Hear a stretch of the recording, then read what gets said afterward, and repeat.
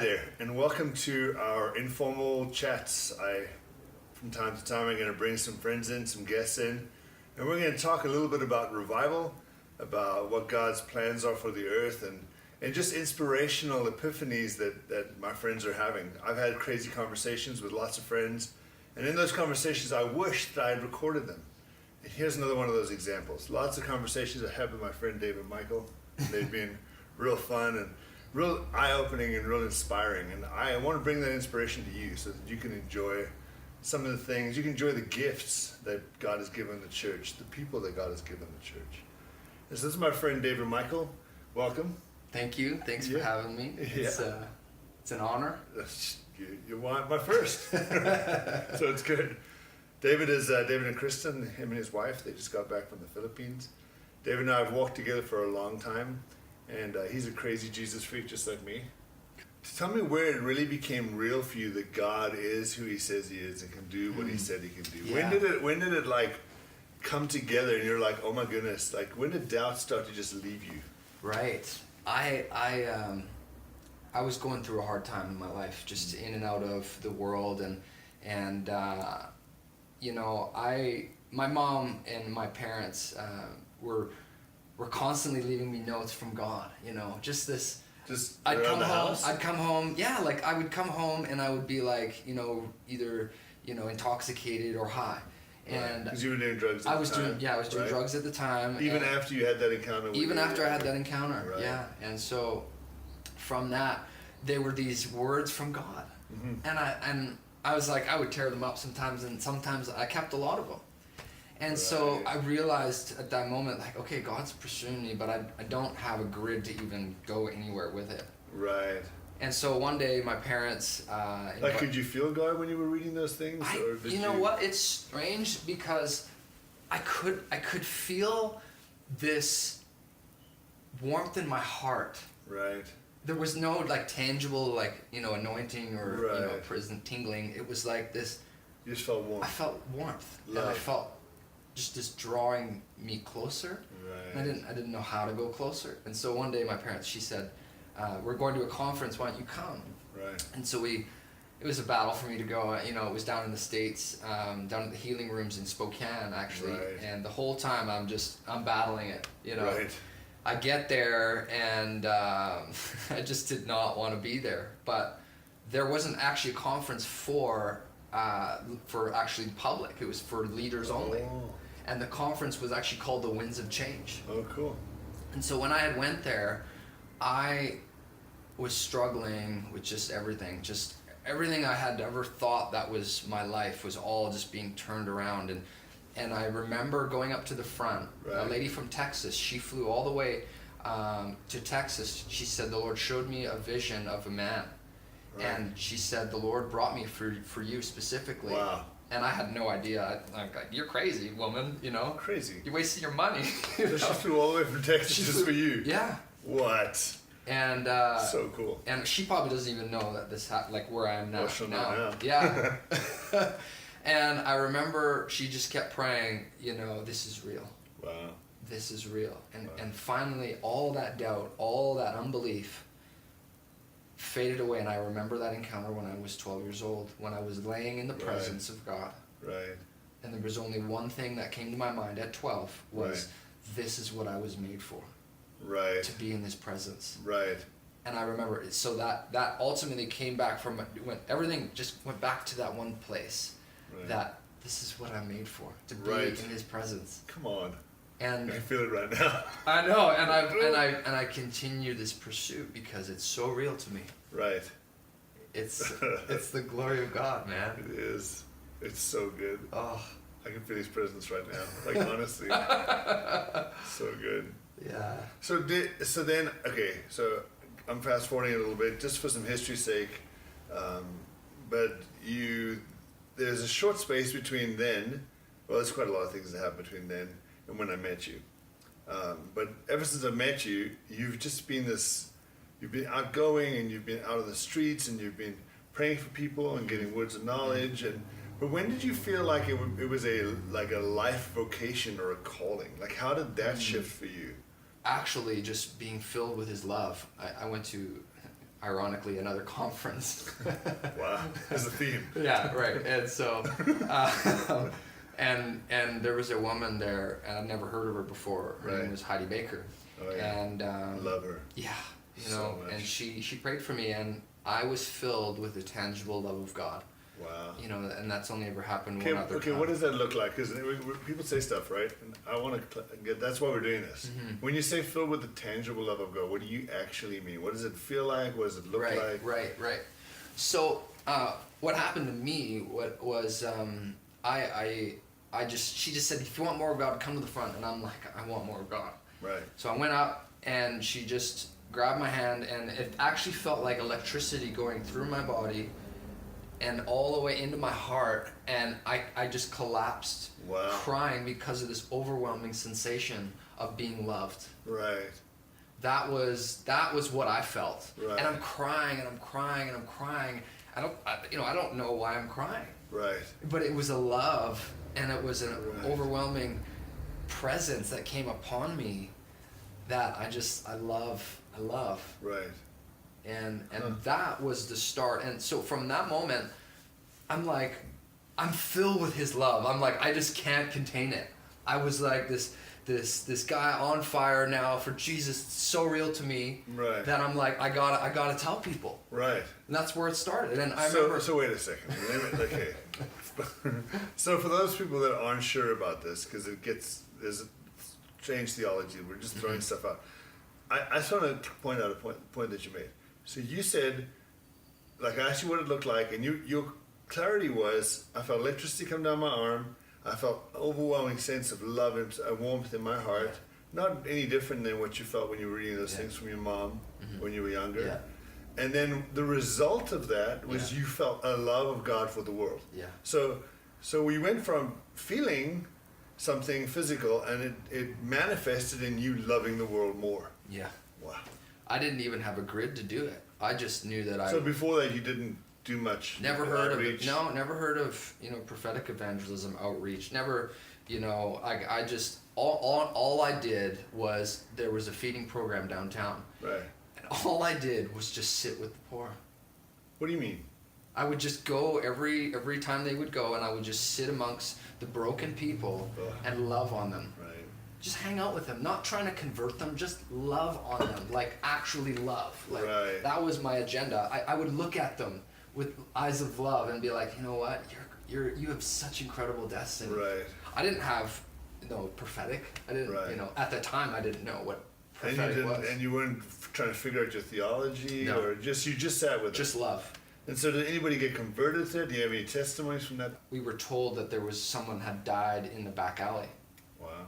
And we were actually sent, a friend of mine, we were actually sent to go and console the friends of this. From the feeding ministry.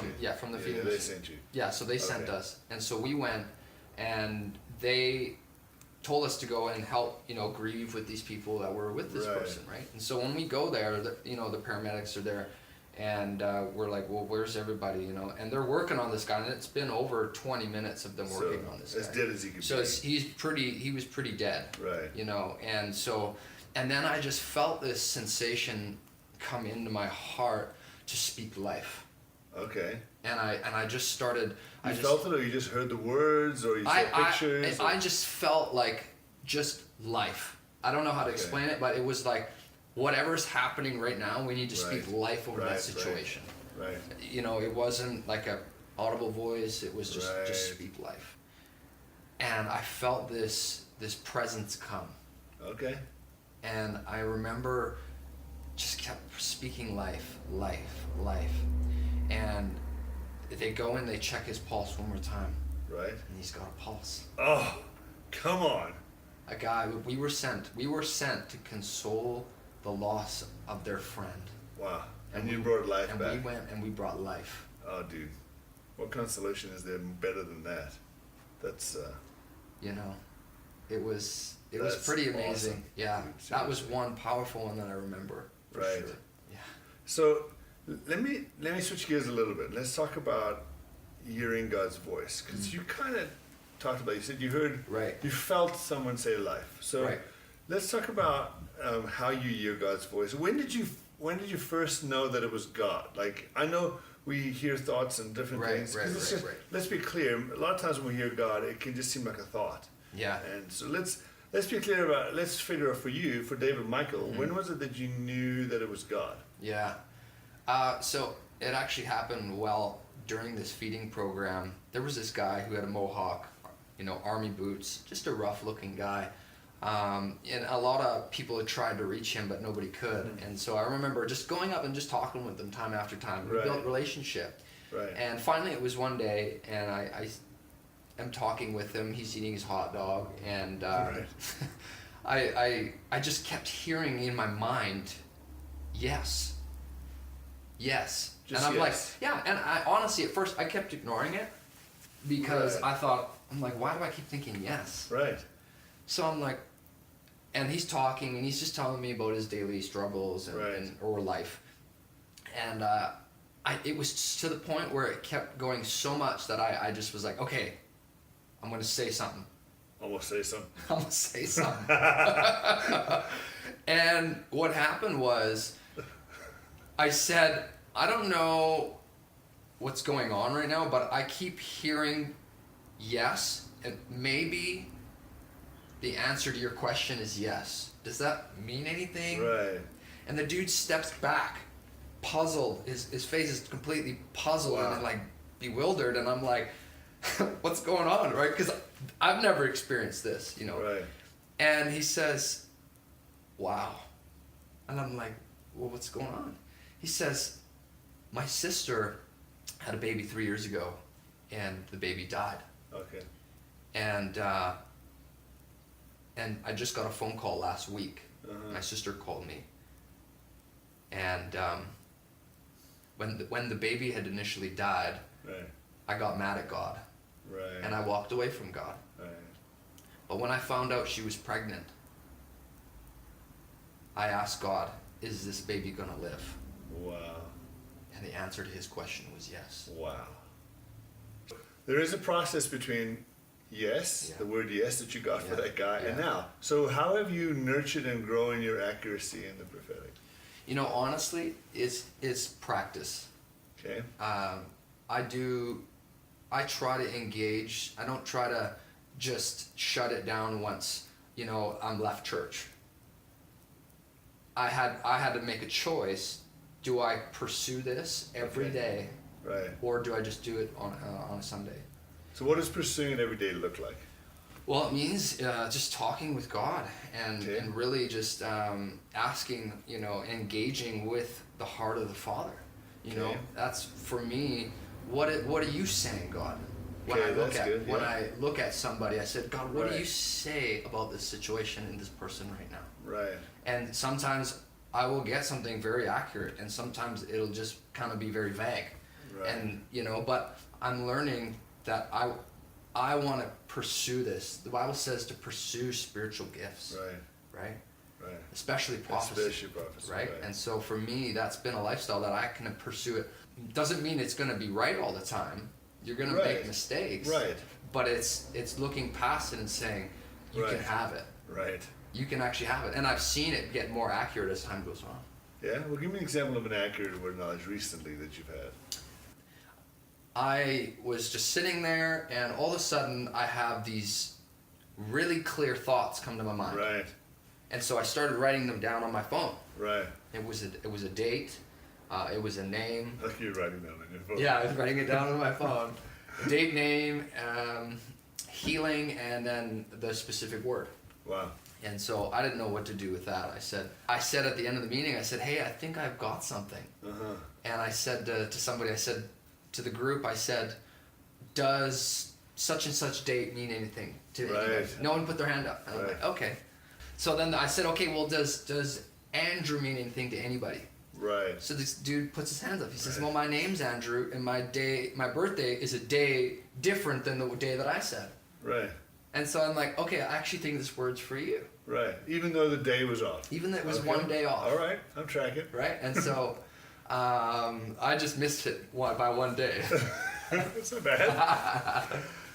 And I said, hey, do you have pain in your back? Right. And he says, he says, actually, I was going to ask for prayer, but you said you had something for my back. And so I'm like, wow, okay.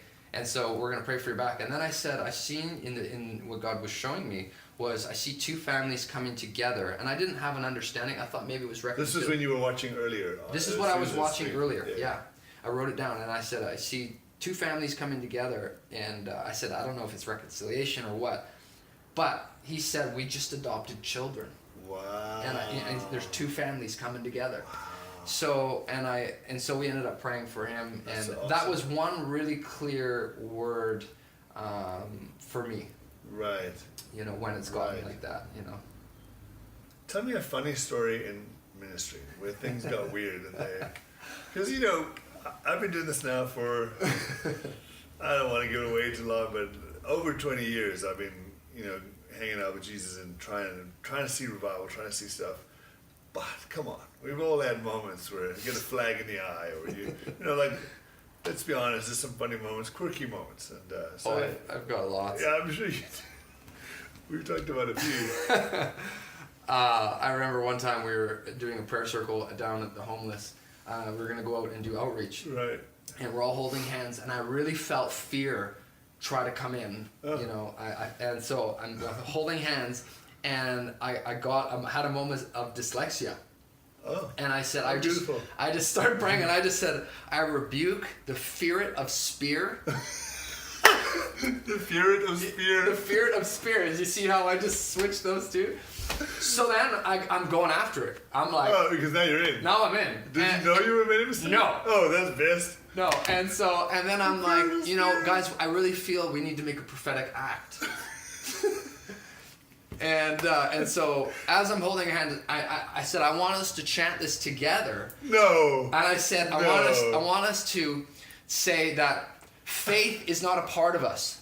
No, you didn't. I'm straight up. I'm not even joking. Oh, that's funny. And so I start stomping my feet, and I said, faith is not a part of us. And I got one other girl to say it, and the guy beside me, he's like, no. And I'm like, And then it hit you? then it hit me, and I'm like, oh. Did you fix it? Well, no, I didn't You know just it. left it. I left it, Oh, that's funny. because my leader at the time was like, he kind of saved the whole situation. And Okay. Hey, we just wanted to take some time while I got David with me to kind of speak to you directly. What God has put on our hearts for this generation, for revival, for the future. Mm-hmm. And specifically, even if David has any words of knowledge or anything of that nature. And then we want to pray. Pray for you in your pursuit of revival, pursuit of the presence. And so, David, are you feeling anything? What's on your heart for this generation and for revival? And what are you seeing? you know, I kept hearing in my spirit like this encounter I had, and the reason why I'm going to share it is because I know it'll speak to a lot of people. I know it'll minister to you as it did to me.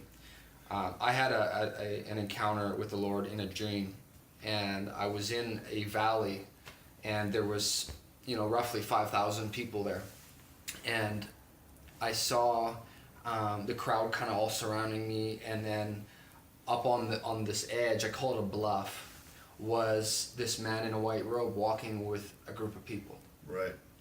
And then all of a sudden my heart leaped, and I thought, that's Jesus. Huh. That's Jesus. Wow.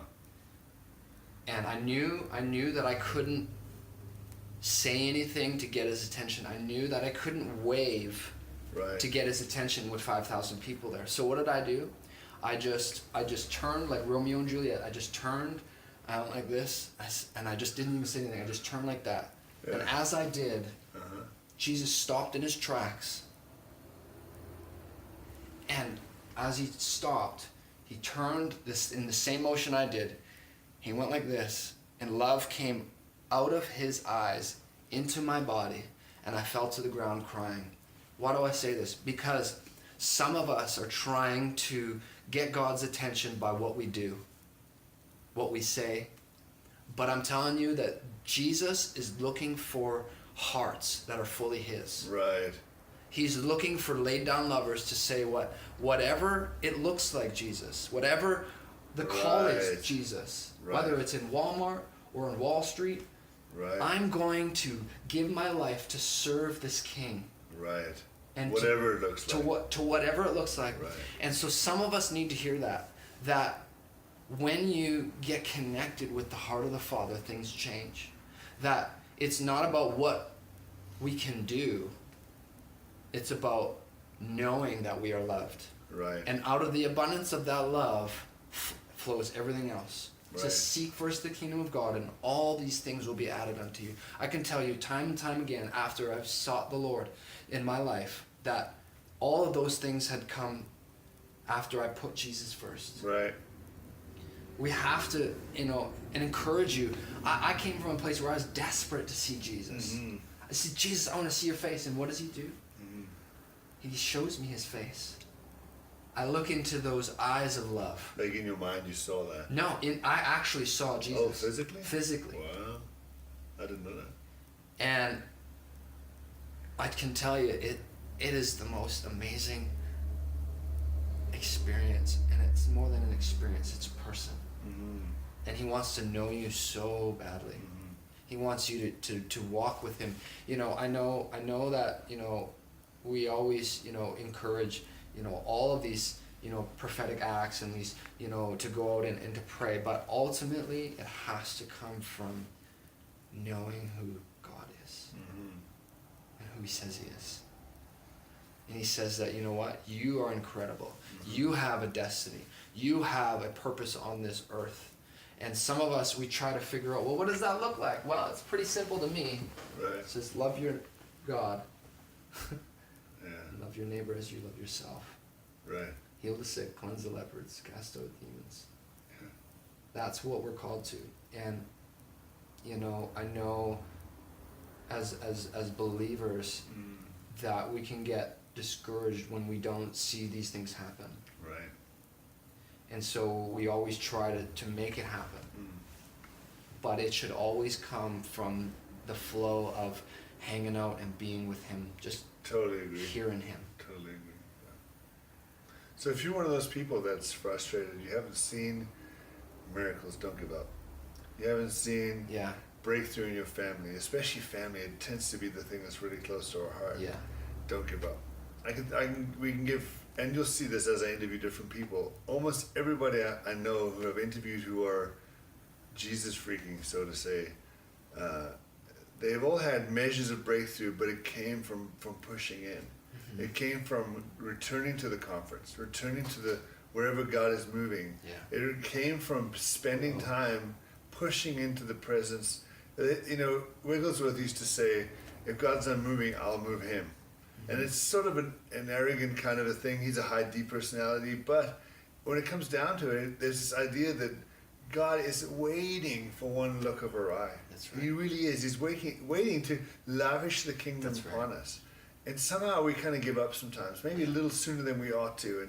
And risk isn't just a one-time thing. It's a lifestyle of risk. It's a lifestyle of pushing and putting yourself in that position. And he's waiting for hungry hearts with the right sort of like the look in your eye where you're like, I'm all in. yeah. And so we encourage you, both of us. I mean, this is kindred spirit here, so it's easy to say the same thing. Yeah. But we have both encountered the Spirit in such a deep way that we can't be the same.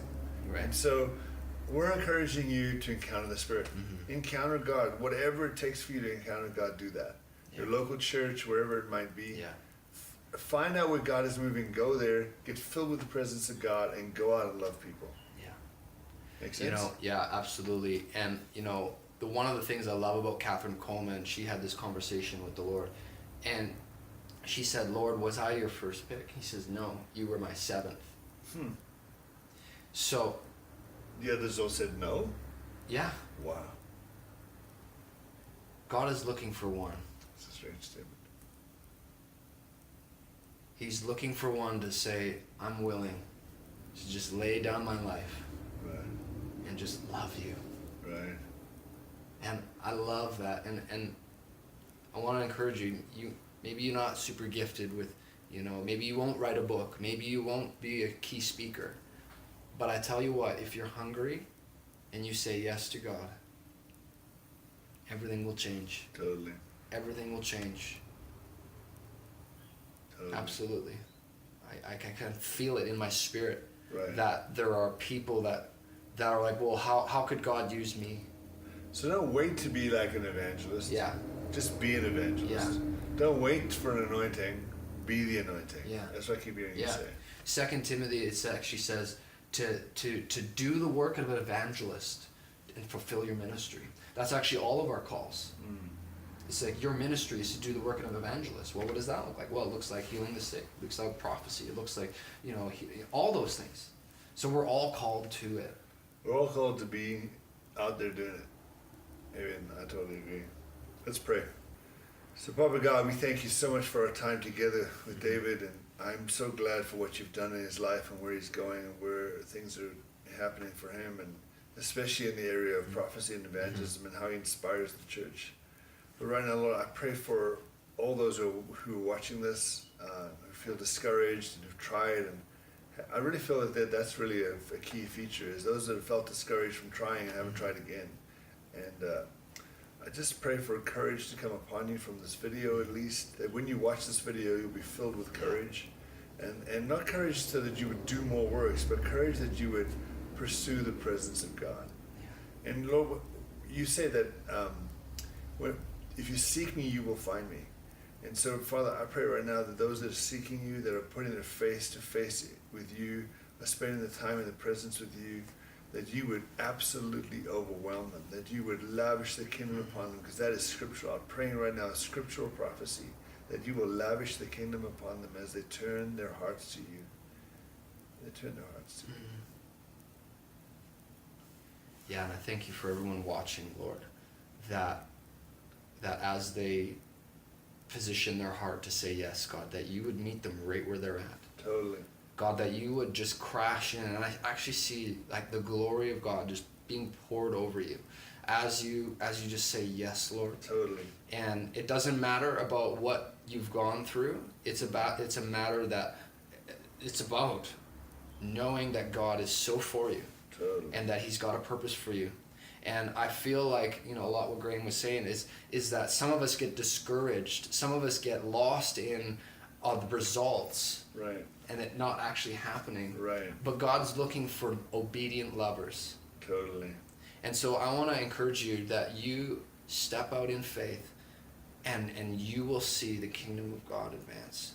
I really feel like just pushing in for it. Just really go for it. I did it.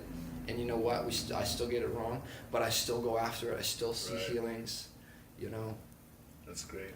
Also, I feel like just a healing for someone specifically. I just see actually chronic pain actually down all the way down your shoulder, all the way down in your arm, and it's like almost like not tendonitis, but it's like arthritic.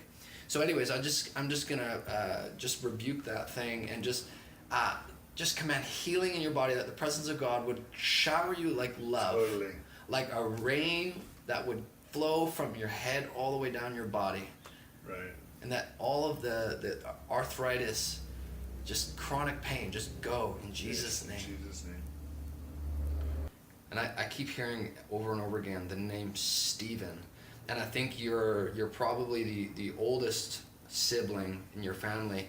And what I'm feeling is that you've been wrestling with God and just where almost it fits in your life, But I see this passion rising up, and I see that God's gonna, his favor and his grace is gonna be poured out over your life, and that you're gonna see the kingdom advance in your life, and things that may almost seem empty, God is gonna fill with his love, and you're gonna know him as he is. Totally.